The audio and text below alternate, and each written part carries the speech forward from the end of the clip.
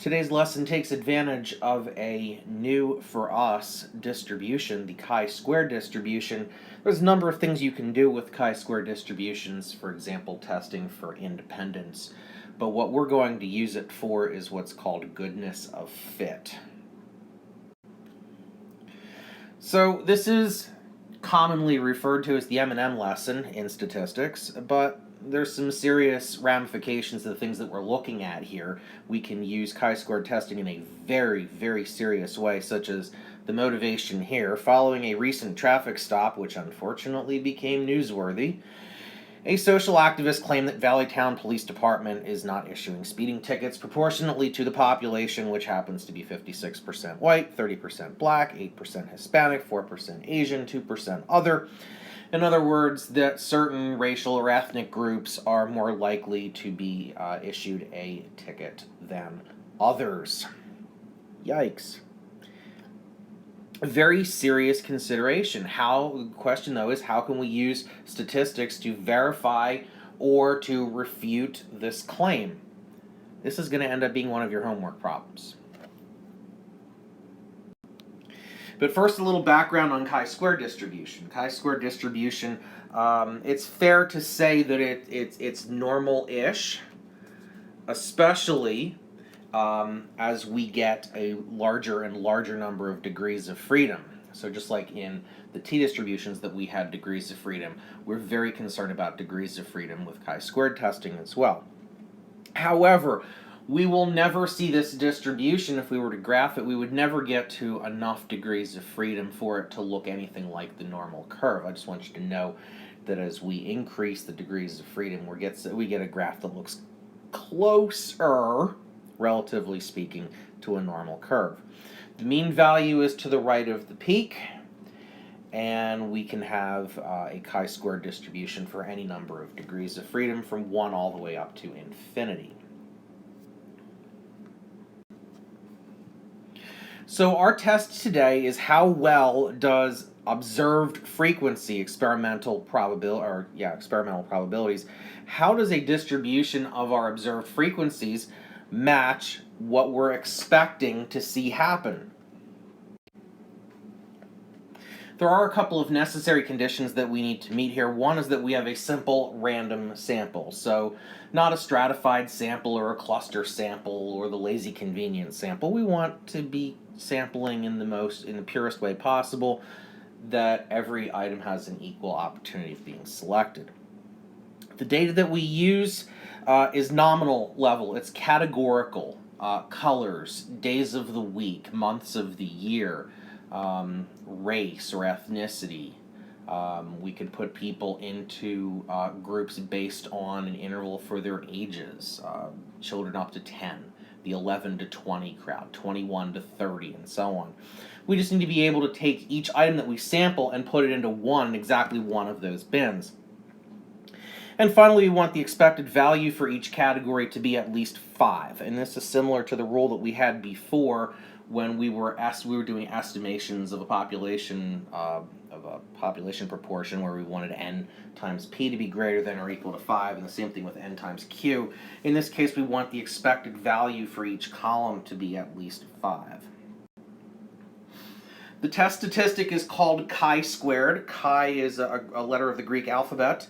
And yes, I know that my Greek speakers are going to tell me that in proper Greek it's not pronounced chi. However, we're Americans and this is how we pronounce it. It's chi. Chi squared is equal to the summation of the square of the differences between our observed count and our expected count squared divided by the expected frequency. And if that sounds a little complex, don't worry, we're going to build a table to construct our work, similar to what we were doing when we were hand calculating standard deviation. Null and alternate hypotheses are real easy. The null hypothesis is that the population fits what we observed, the distribution that we observed. The alternate hypothesis is that it doesn't. And so, we get to the M&Ms. It is claimed that plain M&Ms are produced in the following proportions. 26% of them are blue, 24% are orange, 13% are green, 12.5 are yellow, 12.5% are red, and 12% are brown. If you've got a bag of M&Ms handy, tear it open and we'll do some work. But don't eat the candy until we're done. And of course, wash your hands if you eat your candy after working on it for our little experiment. If you don't have a bag of M&Ms or you don't wish to eat them, there's other ways of doing that. Just see what I have on my website. So I took a bag of M&Ms. I got one of those nice share-sized ones there, and you can see as I laid them out on the plate that there's a variety of colors there. We see some reds and some oranges, greens. There seems to be a lot of green, a lot of brown, some blues in there as well. And we're going to start to fill the table, but before we fill the table, let's set up exactly what we're trying to do here. We are testing the claim. And we're testing the claim at a 5% level of significance, so alpha will be 0.05, that the color distribution of all plain M&Ms fits the distribution found in our sample. We're going to pretend like our bag of M&Ms is a representative sample of all of the M&Ms that are being produced. The null hypothesis is that the color distribution of all of the plain M&Ms matches what we found in the sample. And the alternate hypothesis is that they don't, that there's a difference here, that the color distribution of all of the plain M&Ms does not fit the distribution that we found in the sample, or we could actually say it vice versa, that the sample doesn't fit the population. First things first, we need to know how many of each color are in your sample. We also would need to know a total for how many candies there are in the bag. So pop open the bag and sort them out into colors and start counting. And for the handout that you saw in classroom, this would be the first column in the table where it says observe. This is what you found. So when I took my M&Ms and split them up into the various colors, I found 11 blue, 22 orange M&Ms, 23 greens, 16 yellows, 15 reds, and 15 browns. There were a total of 102 M&Ms in the package.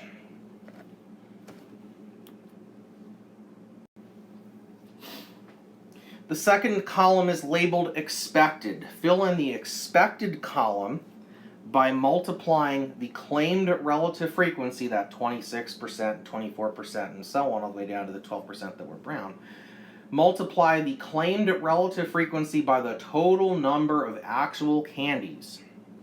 So in my case, I'm multiplying each of those probabilities by 102. Your mileage will vary because there's probably not 102 M&Ms exactly in your bag. You might have a few more, you might have a few less, you might have chosen the smaller bag that's got maybe 50 or 60 in it. Whatever your total count is for all the colors put together, each of those probabilities gets multiplied by that number. So for example, if I had 61 M&Ms, I don't have 102, but if I had 61, I would take the 0.26 for blue and multiply it by 61 and state that we're expecting 15.86 blue M&Ms. And the same thing for orange and green and yellow and red and brown. Don't round these numbers to the nearest whole number. If you need to round, if you want to approximate your answers, approximate to at least 3 decimal places. That shouldn't be a problem for us here, because with the probabilities that I gave you, there's no way that you would have more than 3 decimal places. But if you had more precise probabilities and you chose to round, you don't want to excessively round because this test is sensitive to the kind of rounding that you might be interested in doing.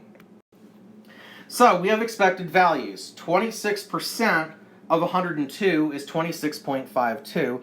That's why I was expecting to see 26.52 blue M&Ms. Again, we're not rounding, so 26.52 is not a realistic number. We would say 26 or 27. But for our purposes, we don't want to round. We have some calculating to do. So the blues showed up at a very low level compared to what I was expecting to see. The oranges were pretty close. There were 22 of them. We were expecting 24.48. 0.24 times 102. Expecting 13.26 greens, 12.75 yellows, 12.75 reds, and 12.24 browns. I am hoping, I cross my fingers, that the remaining 3 columns on the handout are self-explanatory. If they are not, difference means take the difference, take the observed quantity and subtract the expected. The squared column means take what you just found in that third column and square it. So if you got a difference of 4, then you would say that the squared number is 16. 4 squared is 16. And then the ratio column asks you to take column number 4 and divide it by what you expected. Not what you observed, but what you expected. So it's column 4 divided by column 2. And then just as I had a sum to find out how many candies I had in total, you're going to take that last column and sum up your 6 numbers.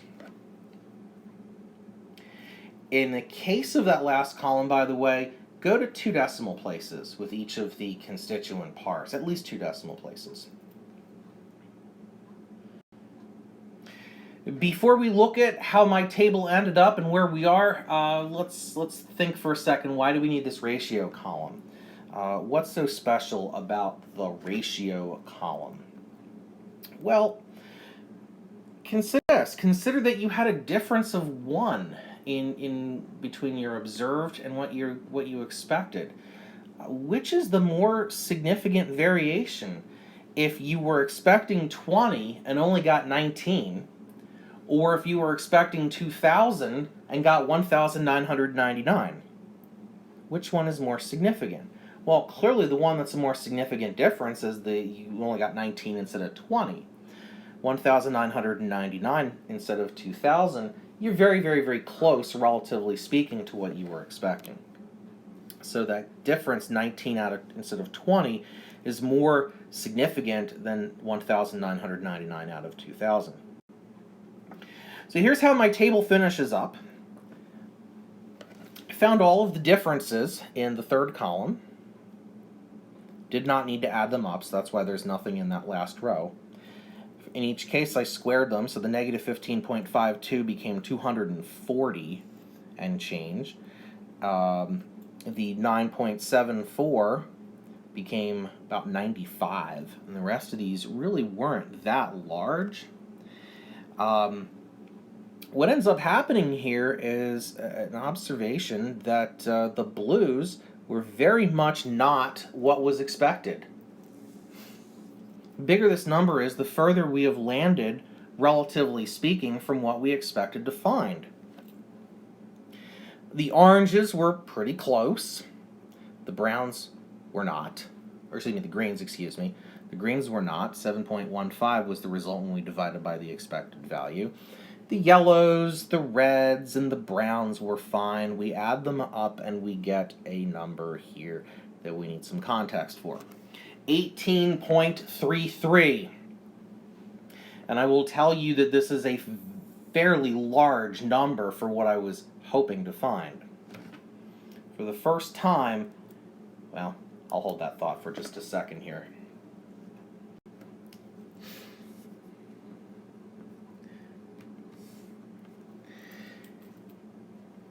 The sum of the right-hand column is chi-squared. The larger we get for this value, the more that we are saying that we are different from our expectation. And the idea here, the test, is to test whether or not we have exceeded a critical value, which we will call chi-squared alpha, or chi-squared 0, or chi-squared c for critical, however you wish to note it. It's the same alpha that we've always used. It has the same meaning. In this case, we're going to use alpha being equal to 0.05 because we were testing this at a 5% level of significance. There were 6 colors, and degrees of freedom is found in pretty much the same way that we were doing before. So with 6 colors, we have 5 degrees of freedom. I distributed to you table 7, which shows for a variety of significance levels and a variety of numbers of degrees of freedom what the threshold value is. In our case, that threshold value is 11.07. If we go above 11.07, we will reject the null hypothesis and run with the alternate hypothesis. If we can't get past that threshold value, we fail to reject.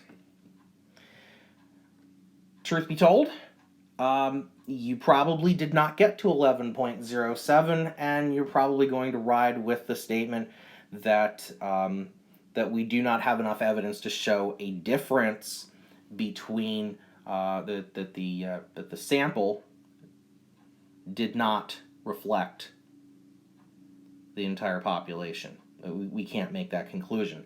With my data, I can. This is the first time in 4 years of teaching this lesson and doing a new sample for every class that comes in. This is the first time that I have ever gotten chi-squared to be larger than 11.07. You'll recall that I had 18.33. I had way too many greens representative to what I was expecting. I had way too few blues for what was expected, and so I would be able to reject the claim that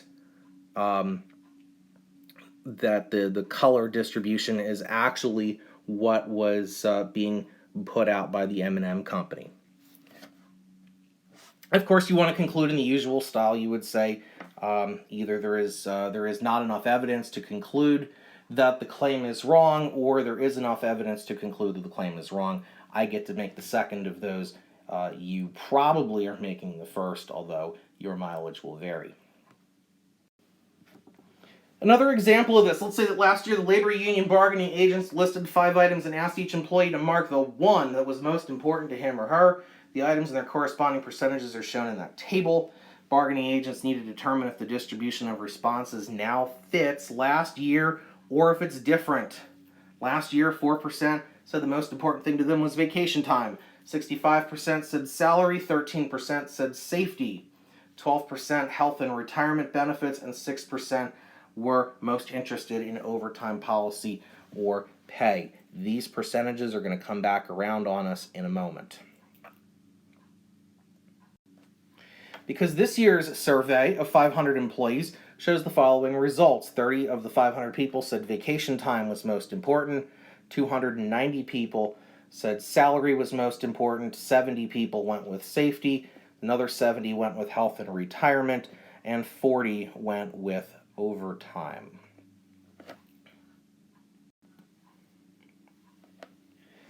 So our hypotheses, our null hypothesis is that the distribution of responses is the same this year as it was last year, that there has been no significant difference. The alternate hypothesis is that, yeah, there is a significant difference, and it's up to us to determine which of these we're going to go with. First off, we'll figure out the expected values. If we've surveyed 500 people based on last year's results, we would expect 20 of those people to say that they were most interested in vacation time, 325 most interested in salary, and so on. We're using the percentages from last year. And that compares with the 30, the 290, the 70, the 70, and the 40 that we got in this survey. We can fill out the table accordingly. The observed minus the expected. For our purposes, we skip the middle column. 30 minus 20 is 10. We'll square that for 100. 290 minus 325 is negative 35, squared for 1225, and so on. The rest of the values in the squared column are 25, 100, and 100. When we divide them by their expected values and add them all up, we get a sum of 14.15. And so our test statistic, chi-squared, is 14.15. We need to compare that with our chi-squared alpha. at a 5% level of significance and 4 degrees of freedom, we had 5 things that the workers could choose from, so there are 4 degrees of freedom, we get a chi-squared threshold value of 9.49.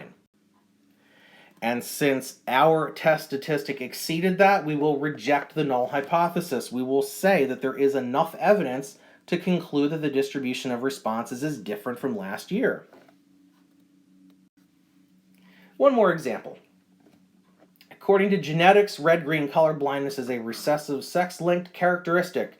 In this case, the gene is carried on the X chromosome. We will denote an X chromosome as blah, blah, blah, blah, blah. You see all of this stuff here. What we are saying is that it is equally likely that each of the 2 parents will pass along the gene containing the particular chromosome. And so we would come up with 3 possible outcomes. One is that the child has normal vision and is not a carrier of red-green color blindness. That'll happen with a probability of 1/2. That will happen when that's happening when we have the X chromosome and Y, or the X chromosome and another X chromosome that in all those cases are not carriers. The probability of a child with normal vision and who is a carrier, yeah, we got it on the one chromosome, we did not get it on the other one. So we're safe, but that might get passed along to this child's children. And the probability of red-green color blindness straight up is we have X sub C, and we have the Y chromosome, Y. So to test this genetics theory, Genetics Lab took a random sample of 200 children whose mothers were carriers and whose fathers had normal vision. The results are shown in the table, which is on the next slide. We wish to test the hypothesis that the population follows the distribution that is predicted by genetics theory. Our null hypothesis, the population fits the distribution. Our alternate hypothesis is that the population does not fit the distribution. This is where I'm going to pause and ask you to work your way through this and see if you can conclude correctly as to whether or not the population fits the distribution.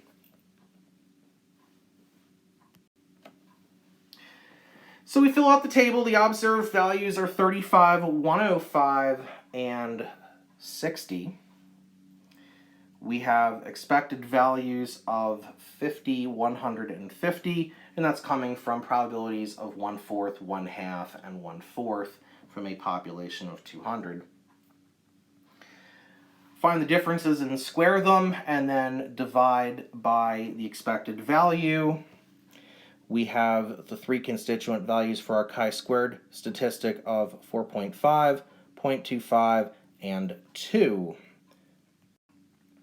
Add those together and you get 6.75. However, we only had 2 degrees of freedom,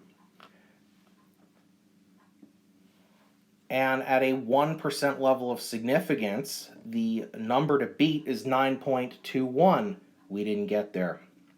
6.75 is too low. So we fail to reject the null hypothesis and say that there is not enough evidence here to conclude that the population is something other than what was predicted.